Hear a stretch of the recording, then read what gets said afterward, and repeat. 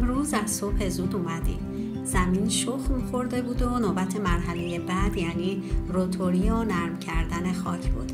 از همون ابتدای صبح تراکتور شروع به کار کرد. آروم آروم خاک زیر پره‌های روتوری نرم و یکنواخت شد. این گرد و خاکی که بالا میره برای ما یعنی حرکت و امید، یعنی شروع یه فصل جدید. تا حالا صحنه روتوری و هموار کردن زمین رو از نزدیک ندیده بودم. مهارت انسان و تکنولوژی، آمادگی زمین برای تغییر و تحول آبادانی حس قشنگی داشت. کم کم همه قسمت‌ها صاف شد. قدم به قدم تلاش خودش رو نشون میده. همیشه همینطوره. یه استراحت کوتاه هم داشتیم. چای داغ، صبحونه ساده اما با صفا. تمام لحظه‌های امروز شیرین و ما رو ترغیب میکرد برای تلاش بیشتر. و حالا پایان کار امروز. اگه از این مسیر لذت بردید، لایک و کامنت یادتون نره.